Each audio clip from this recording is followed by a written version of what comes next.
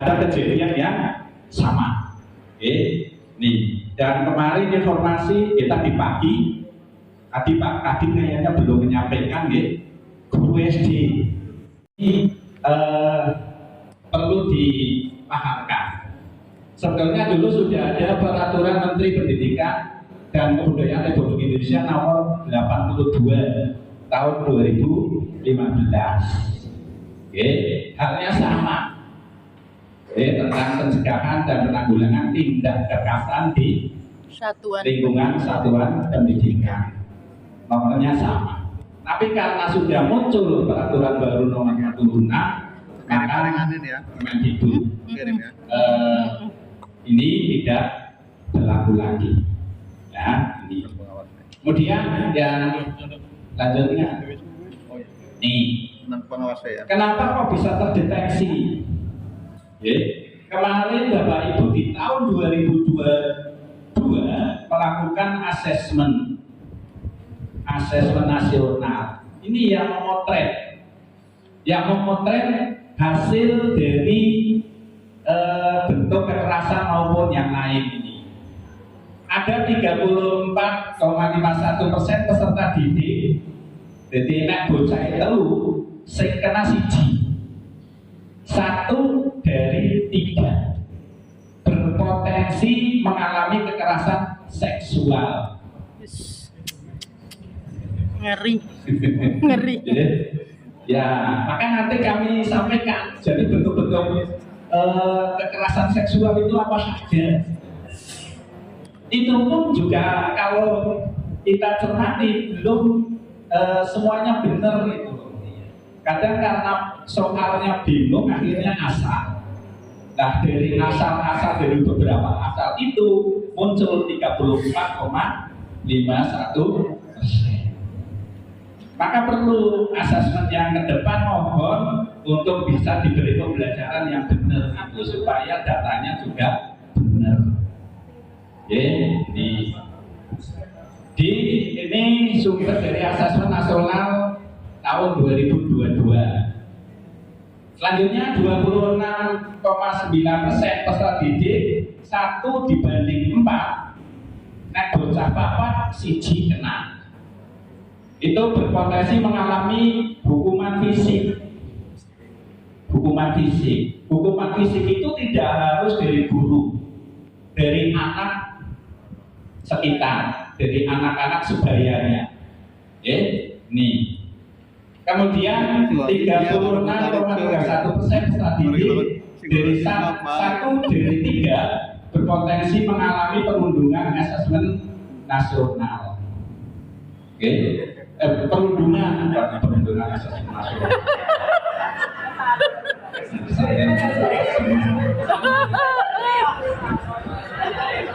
Alhamdulillah, ternyata dia bisa guyu. Ya.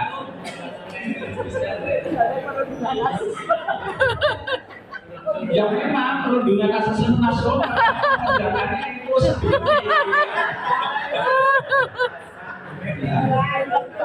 ya. Alhamdulillah, Bu Wiwi masih bisa tersenyum, malah ketawa kan, berarti yang itu senang. Ini hal-hal ini yang mendasari munculnya Permendikbudristek itu menggantikan Permendikbud Budayaan nomor 82. Lanjut Mbak, ini ngantuk lah. Ini bentuk-bentuk kekerasan, monggo bisa dilihat sendiri kekerasan seksual di kampus. Kalau di kampus perguruan tinggi ada pasalnya sendiri, ya, ada pasalnya sendiri. Lanjut. Nah, dampak dari kekerasan yang sudah dilakukan anak-anak tersebut itu yang jelas itu menghambat pencapaian prestasi akademik atau karir korban. Kemudian korban itu kehilangan kesempatan melaksanakan pendidikan atau pekerjaan dengan optimal. Kemudian berpotensi menyebabkan peserta didik keluar dari sekolah karena minder, takut dan sebagainya. Kemudian pendidikan tenaga pendidikan kehilangan mata pencaharinya di dunia pendidikan. Oke. Kemudian mendiskresikan posisi satuan pendidikan. Nek mengkono muncul anak bocah selingkuh, bocah selingkuh orang kayak ini. Bocah selingkuh. Iya. Maksudnya bocah gede. Bocah gede. Bocah tua. Selingkuh nggak ada. Bocah tua. Maka pandangan masyarakat di sekitar itu negatif terhadap sekolahan tersebut. Maka nek orang kepengen dipandang negatif, ya aja pada selingkuh. Nek selingkuh ya jangan konangan gitu.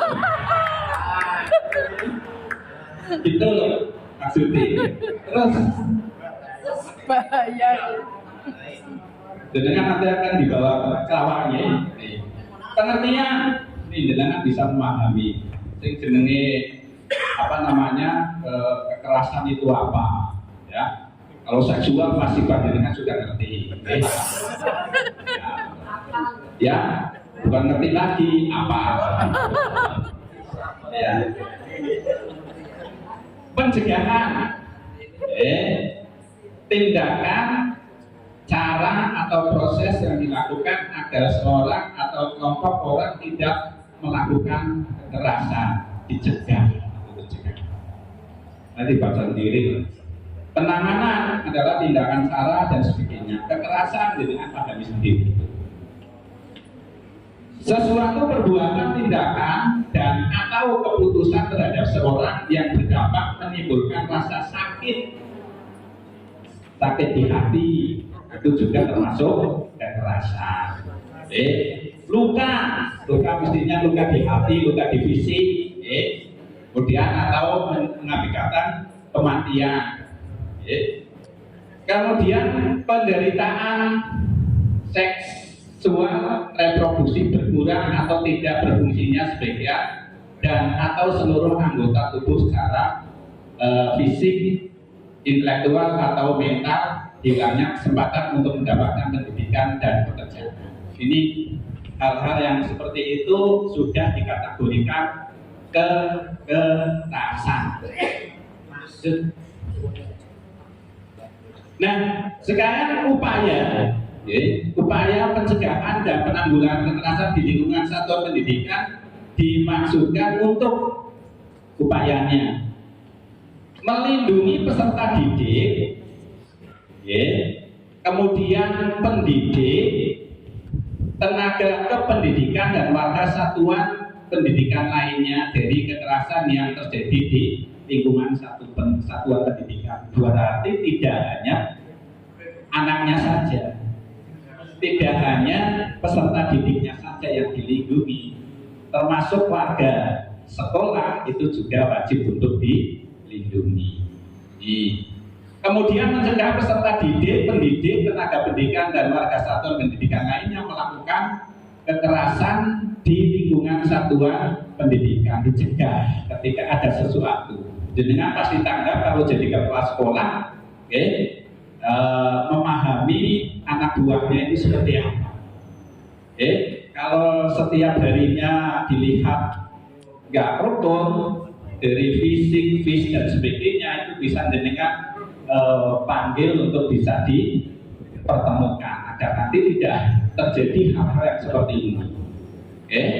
Kemudian melindungi dan mencegah setiap orang dari kekerasan terjadi di lingkungan satuan pendidikan.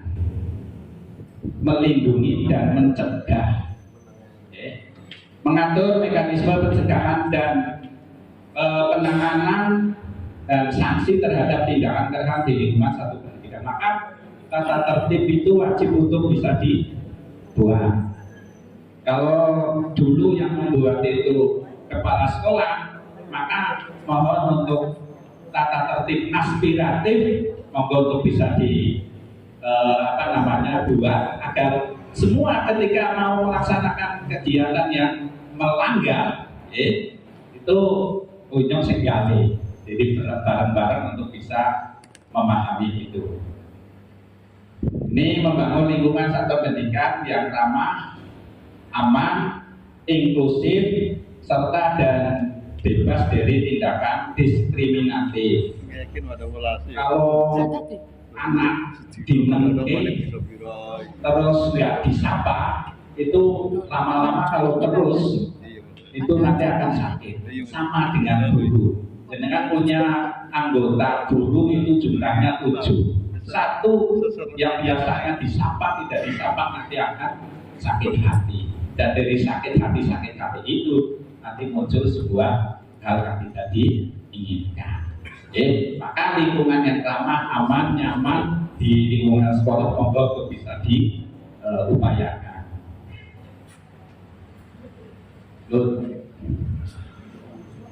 Upaya pencegahan, dan nanti bisa dipahami sendiri. Lanjut tema, ini jelas. Upaya pencegahan dan penggunaan kekerasan di lingkungan satu pendidikan dilaksanakan dengan prinsip non diskriminatif. Entah itu wujudnya yang apa, bentuknya seperti apa, perlakuannya harus dibuat sama. Dan kemarin ada mitra kerja khusus menangani disabilitas. Dan kemarin ketika kami melakukan kegiatan FGD, kami mengusulkan, saya yakin di masing-masing sekolah itu pasti ada anak yang menyandang kekurangan, atau berkebutuhan khusus, baik yang fisik maupun yang psikis. Nah, kebetulan di Bandar itu ada mitra kerja namanya Yakub, itu yang menangani EO-nya itu dari Solo. Nah, sekarang sudah mengelola panti yang ada di Merdeka, mengelola panti yang ada di Merdeka. Maka nanti barangkali kami mengusulkan kemarin ada pelatihan kaitannya dengan bagaimana menangani anak yang berkebutuhan khusus di sekolah. Kami mengajukan usulan seperti itu. Karena selama ini guru tidak paham kaitannya bagaimana menangani anak berkebutuhan khusus. Dan programnya juga nggak benar. Kalau kelas 1 ada salah satu atau 2 berkebutuhan khusus, maka tentunya di sekolah tersebut memprogramkan untuk pelayanan berkebutuhan khusus inklusi sampai 6 tahun. Sampai 6 tahun, kelas 1 sampai dengan kelas 6. Jika nanti kelas 1 sampai kelas 6 tidak ada lagi di adik-adiknya yang berkebutuhan khusus, maka untuk program tersebut sudah tidak ada lagi. Jadi programnya itu melihat kondisi senyatanya di lingkungan sekolah. Sasaran tadi sudah dijelaskan, satuan pendidikan yang usia dini, satuan pendidikan pada jenjang pendidikan dasar, satuan pendidikan jenjang pendidikan menengah. Ini sasarannya yang mengacu pada Permendikbud nomor 46 ini. Nah, lalu kalau anak atau mahasiswa nanti beda lagi. Ada pasalnya, ada Permendikbudnya tersendiri. Ada dia. Saya panggilnya yang, bukan yang. Dia. Bukan yang gitu. Yes. Di WA pun saya ya tulisannya yang gitu loh, bukan yang gitu. Gue diekspos secara ya. Bentuk-bentuk kekerasan fisik, kekerasan psikis, kekerasan psikis yang berulang-ulang, kekerasan fisik dan psikis yang berulang-ulang dilakukan itu namanya perundungan. Dilakoni bola-bali, fisik. Kalau sekarang nggak ada dulu nyamber anak jewer, anak nggak ada. Tapi sekarang kebalikannya, malah anaknya sing jewer. Ya, perundungan, kegiatan kekerasan fisik maupun psikis yang dilakukan secara berulang-ulang. Kekerasan seksual. Kalau nanti penjelasannya di bawah, delengna dengan nafsu tersendiri itu juga sudah termasuk dari bagian kekerasan seksual. Sama dengan kelahi mesum. Delengna itu kan juga bagian nanti. Bukannya yang delengna wong wadon, apa wadon delengna wong lanang. Ku aja delengna nenatine beda. Ya aja kesuwen. Nanti seperti itu Mas Agus. Ya, contohnya jenengan kesini lihat Bu Munji. Sudah agar dalam nasdila itu berarti bukan bentuk kekerasan seksual, tapi yang dalam nama menteri, telur, jelas bagus. Nanti bisa dipraktekkan sekali ini. Ya, kemudian diskriminasi dan intoleransi. Ya, jadi jangan sampai dalam satu korwil ada yang ditakoni itu rabun semaur. Lewat baik yang baik. Nah itu nanti lama-lama itu sudah merupakan diskriminatif. Di WA berdiri di Jawa, orang di Jawa itu juga termasuk juga diskriminatif. Ya, nih kebijakan yang mengandung kekerasan. Nanti berarti bisa dipelajari di bawah bentuk-bentuk kekerasan lainnya dan bentuknya. Sekarang kekerasan fisik, kegiatan yang dilakukan oleh pelaku kepada korban dengan kontak fisik oleh pelaku korban kepada korban dengan atau tanpa menggunakan alat, berarti orang gawalan, alat batu tanpa menggunakan alat batu, atau perkelahian massal, penganiayaan, perkalian, eksploitasi ekonomi dan seterusnya.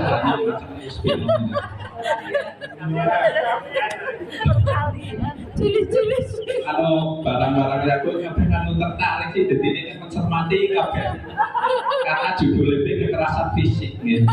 Nanti kita orang serabang kekerasan seksual anak di bawah. Gak usah tak. Apa langsung?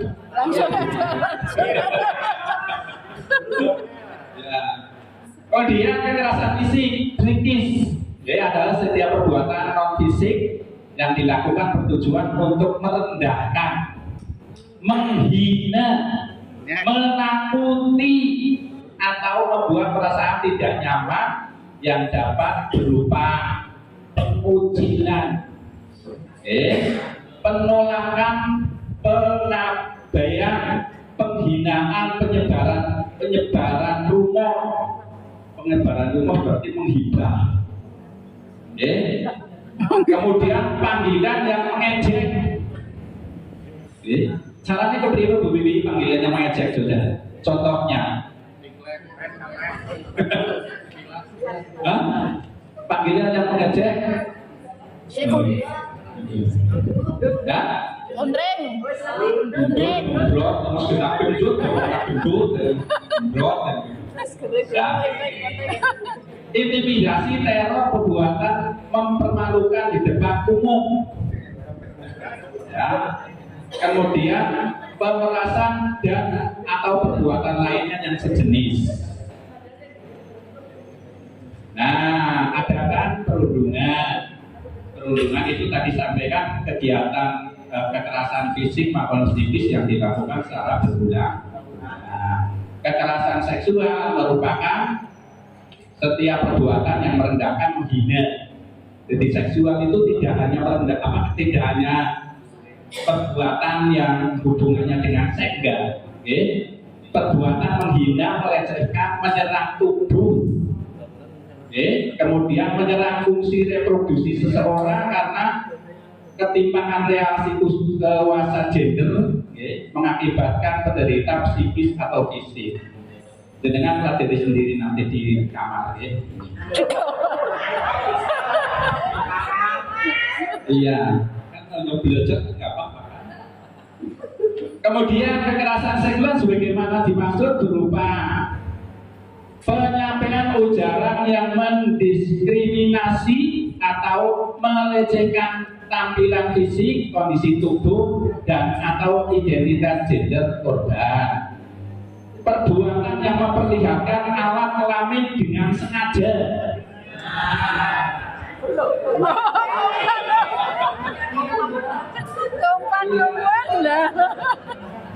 Itu kalau dilihat orang lain. Kalau di dalam toilet ya enggak. Ya, di dalam toilet enggak. Menyampaikan ucapan yang membuat rayuan, lelucon, dan atau siulan, suit-suit gitu. Ya. Ya, anak treben Butati lewat, Muhammad suit-suit gitu. Ya. Kemudian atau bernuansa seksual pada korban. Ya, sulit-sulit itu sudah termasuk bentuk berupa ini. Perbuatan menatap korban dengan nuansa seksual tadi yang saya sampaikan, atau membuat korban merasa tidak nyaman. Kemudian pengiriman pesan, lelucon, gambar, foto, audio, dan atau video bernuansa seksual. Maka Pak Mahadi yang biasa global grup diajak global misalnya itu. Ya kadang atas ngirim gambar sih mengandung ini salah satu bagian dari hati-hati banget ini. Nanti kenapa salah? Perbuatan mengambil atau merekam atau mengedarkan foto dan atau rekaman audio dan atau visual korban yang bernuansa seksual. Perbuatan mengunggah foto tubuh atau informasi pribadi korban yang bernuansa seksual, ya, menyebarkan informasi terkait tubuh dan atau pribadi korban yang bernuansa seksual dan seterusnya. Nanti bisa dipelajari sendiri. Lanjut, Mbak. Terus,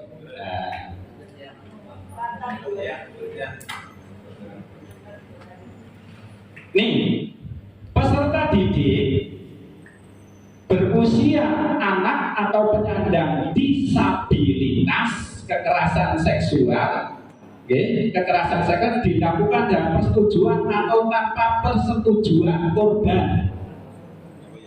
Maksudnya, peserta didik berusia anak atau penyandang disabilitas,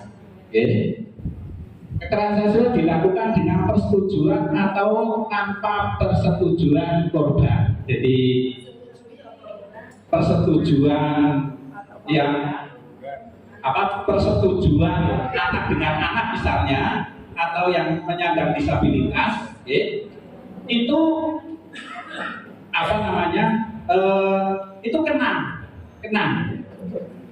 Jadi walaupun bocahnya senang ketika melakukan perbuatan seksual, itu kena pasal, kena. Ini karena urung maksa nih. Kemudian tanpa persetujuan seksual. Jadi ada salah satu orang atau orang dewasa atau yang dianggap sudah mengerti tentang hal itu melakukan perbuatan seksual dan seksual itu, maka nanti juga akan kena. Ini beda dengan pendidik, tenaga kependidikan, atau orang dewasa lainnya. Jika perbuatan kekerasan seksual itu dilakukan tanpa persetujuan. Nek orang dewasa tanpa persetujuan itu sudah melakukan perbuatan seksual. Tetapi kalau persetujuan artinya sama-sama mau gitu, itu tidak termasuk sepanjang orang iya, pasalnya kan begitu kan, sepanjang orang konangan. Nih, pendidik, tenaga kependidikan atau orang dewasa lain yang dalam kondisi mengalami situasi di mana pelaku mengancam, memaksa dan atau menyalahgunakan kedudukannya, jabatan, terus ekonomi dan sebagainya, dan seterusnya sampai dengan nomor 6. Lanjut, nanti failnya kasih. Ini diskriminatif dan intoleran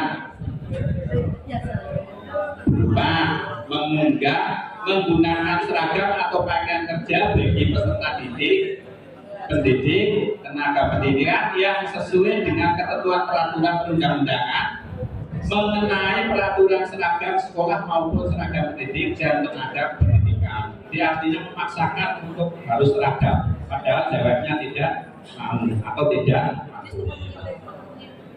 Itu, dan selanjutnya nanti Bapak Ibu bisa dipelajari sendiri. Oke, boleh di ruangan terbuka dan tertutup. Kalau terbuka itu mendatangkan banyak orang, tapi kalau tertutup bisa 1 atau 2 orang. KKN.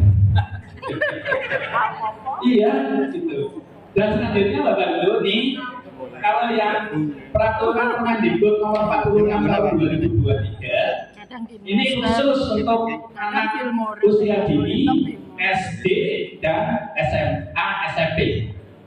Tapi kalau yang perguruan tinggi, ya, ini nggak akan kami sampaikan sekarang karena itu bukan wewenangnya. Dan ketika kami sampaikan, jenengan akan tertarik dengan yang perguruan tinggi karena lebih hot. Peraturan Permendikbudristek nomor 30 tahun 2021. Ini 2 permen itu yang mengatur pencegahan kekerasan di satuan pendidikan. Selanjutnya, Mbak, yang perlu dilakukan satuan pendidikan, Bapak Ibu harus membentuk tim TPPHS